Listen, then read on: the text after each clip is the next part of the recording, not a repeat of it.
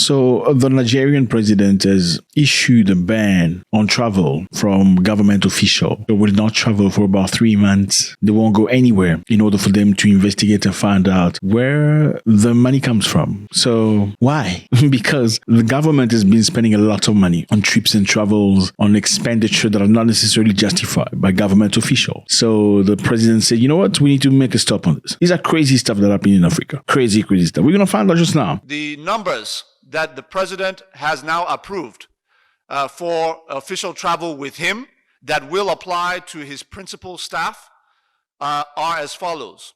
On international trips, the president has directed that no more than 20 individuals be allowed to travel with him. So President Bola Tinubu of Nigeria said from 1st of April, there will be a 3-month ban on ministers and other government officials from publicly funded overseas travel. Nigerians love traveling abroad, like many African countries, but Nigerians are specifically, they love traveling abroad, and government officials also love traveling abroad. I mean, you would think a person who works for government, you want to be in politics so you can better the country, right? So you can invest of your time, your intelligence, your capabilities to build a road, to build infrastructure, to make sure the country is beautiful. But these people are urging, they just want to travel. They want to go to another country. They just want to go to another place. So the ban says this is aiming to curb government spendings on foreign trips. The decision comes as a response to President Tinubu concern regarding the escalating cost associated with such trips by public officials. They've been spending a lot of money on trips. His chief of staff highlighted the necessity of this move against the backdrop of mounting travel expenses incurred by the government. Now, the issue with this is what? In many African countries, when the government travel or they say they want to send somebody to China to go and negotiate something for the country. Let's give a stupid example. Let's say they want to send a government official to China to see a possibility of mining back home in the country. What they're going to do is they won't just send a government official going to China. They're going to send a government, bring money together for the government official to go to China. But the government official will also make sure he takes along his cousin, his nephew, his sister's boyfriend, and his third wife on this trip. Of course, it's tourism, free of charge, paid by government. And also they're going to be, money allocated for every day. What do you call it? I forgot how you call it. Money that you pay people every day for per diem. Yeah, they do that. Obviously, when government allocates funds for such trip, let's say they put together $100,000 for the trip, and you happen to spend only $20,000 on this trip. Normally, the remainder of the money should be allocated back to government. So government obviously can register and continue, doing the work for the people. But this is not what happened. If the money allocated was $100,000, they go to spend more than, even if they only needed $20,000, they will spend more or claim they spent more than $120,000. So even government, on top of $80,000 they have had, government will have to pay them on top of that money. Crazy stuff. So Nigerian president says, enough. We need to go through. Congratulations to this man, Mr. Tinubu. He's not very much liked by many people in the world, many freedom fighters, because Mr. Tinubu is the president that brought other presidents together in ECOWAS meetings, asking them to attack Niger. Do you remember? Niger is this beautiful country in Africa. Oh yeah. By the way, there's Niger and Nigeria. Here's the map. Niger and Nigeria. These are two different countries, bordering countries. Very similar people in the borders, but they were separated after colonialism. Niger and Nigeria. Niger was colonized by French people and Nigeria by British. But the people around that area were the same people, unfortunately. Now, when Niger decided to topple the president, Mohamed Bazoum, do you remember? And they said, we're going to take our own directions. We're going to lead our own country. Tinubu was part of the president of ECOWAS that were pushing to go and topple the new government in Niger. They got the armies ready. They funded them. They were ready. They were hot. And many people did not like him very much because of that, because they felt like he was indeed pushing Africa backward, instead of letting these people free themselves. He was part of the people that were actually working for Western interests in Africa. Now, seeing him make this move is very interesting because criticism has been directed to the president, Tinubu, and his administration for the frequent international visits. Particularly contentious was the sponsorship of 400 individuals to attend COP28. So they sponsored 400 individuals to go to this. Imagine, 400 individuals. The climate conference in Dubai last November, drawing following a particular uproar in social media platform. I mean, France sent a delegation of 15 people. Belgium sent a delegation of 10 people. Nigeria sent the number of people plus 400 extra people that were absolutely doing nothing. Probably cousins, sisters-in-laws, just to go to Dubai.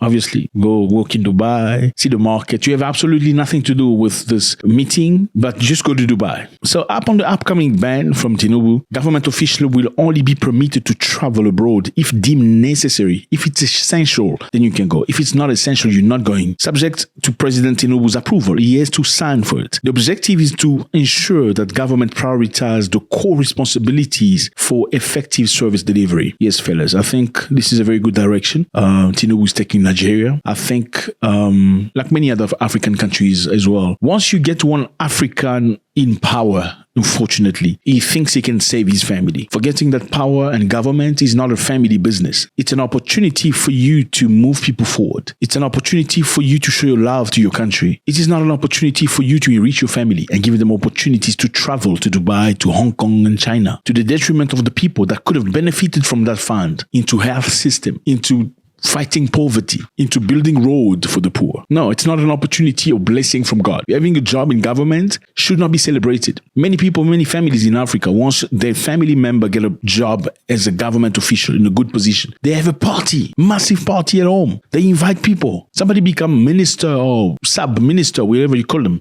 deputy minister. They have a massive party at home. Why? That shows you what are the intentions. Why do you have a party as a government official? Why do you have a party again? What are you celebrating? Your job is to get a salary and provide for the people. That's your job. Your job is not to celebrate. It's like you won the lotto. Yeah, but people celebrate like they won the lotto. And unfortunately, in some countries, they're not even accountable to the bad things they do. You would think normal people will try to bring these thieves into accountability. Like when you got into power, into government, you were nobody. You had no money. How come you've built 3 buildings, 5, 6, 7 stories building within a time frame of 2 years? How come in 2 years' time you've built 2 5-story building, but you had nothing before you became into power? They don't even have the decency or the strength to ask them those questions. What some of them do, because they pray a lot, they say it's a blessing from God. Oh, God blessed them. So God, I didn't know God could now bless people into stealing, becoming rich very fast. It's a blessing from God. And why don't they do it? Some experts believe the reason why some of the people don't call the people into accountability is because they hope that one day it's going to be their turn also to steal. They don't call them into accountability. They don't beat them up psychologically, at least, because they expect also one day to see themselves in that position of stealing. That's a cycle. Now, this reminds me of a very interesting president that we respect very, very much. John Pombe Magufuli of Tanzania, one of the greatest presidents Africa's ever had, in my view, and that of many people, many experts. This is a president that came into power and never traveled abroad,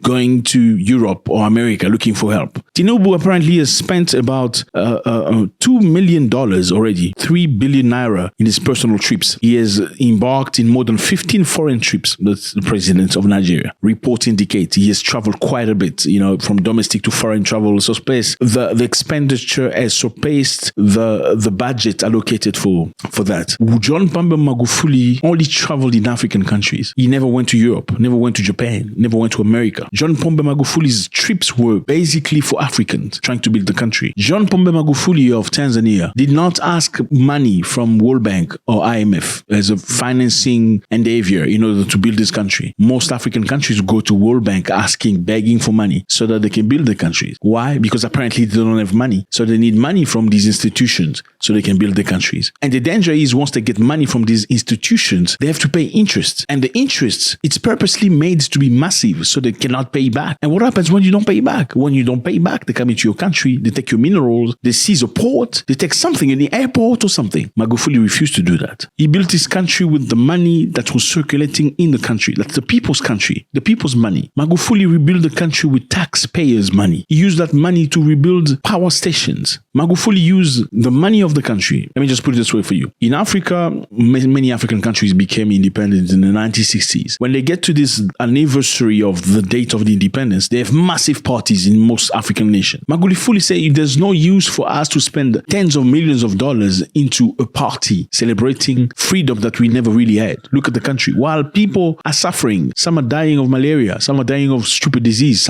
He took the money and built a hospital instead of having a party for the independence. He took the money, built a road from one city to the other. That was Pombe Magufuli. But obviously, many Africans did not like him because, we must say it, many Africans want to steal. They want their pockets to be bigger. They only think about their own interest and not the interest of everybody else. And that is one big issue with Africa. Thomas Sankara, heard of Thomas Sankara? Great guy. Same thing in the past. Magufuli, let me finish with Magufuli. Magufuli was finished. Yeah, people say he was finished. That's the truth.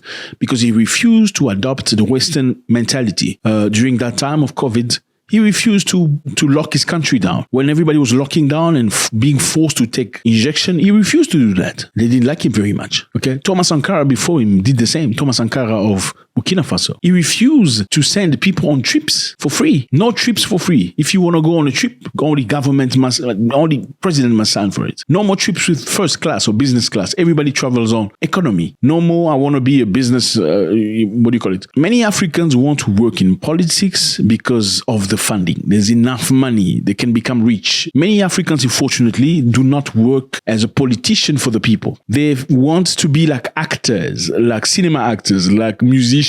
That's the kind of lifestyle they want to lead. And that's very sad. Now, congratulations to President of Nigeria, Tinubu, for this idea. Now, the question being asked right now is, however, while he's tightening the regulation on official travel, President Tinubu has not indicated whether he will scale back his trips. His administration previously defended his international engagement as crucial for addressing economic challenges and advancing national interest. So they tell him as well, dude, you also maybe need to stop because you travel quite a bit too. Okay, maybe telling other people not to travel is not enough. Maybe you should lead by example. How about that? Still, Magufuli has done 15 foreign countries trips. There are some presidents here in Africa that have done over 100 trips already. I'm telling you, 100 trips. Nobody has asked him questions. And this incurs millions of dollars every time they travel. Meanwhile, people are suffering. Students don't go to school properly. Teachers don't get paid. Nurses have no salaries. And it's very, very sad. Meanwhile, their family members are getting richer, building villas. They're traveling with private jets and stuff like that. And not even hiding it because they know you're not going to do anything about it. You do not have the guts to ask them questions on why they're spending money that do not belong to them. Let me know how you feel about this, fellas. It's always a great pleasure. What can Africa do to curb this problem of people going to governments looking to enrich themselves? Should government perhaps drop the salaries of these people? I mean, because I feel like teachers should get high salaries. Okay, nurses should get high salaries. Government people should not be getting high salaries. Military should be getting high salaries because they do a tremendous, amazing job. Because I feel like if government people did not get as much money as they get today, the people that will be interested in politics will be the people that genuinely want people to be good. Same for teachers. Teachers go to school to teach children, not necessarily because they need a salary. They go there because I can bet you the majority of teachers, whether you told them you're going to get a salary or not, they're still going to go to school to teach these children because that's their calling. And government, I believe in Africa, needs people who have a calling of uniting, a calling of building, a calling of investing into the nation, not some wannabe musicians and actors. God bless.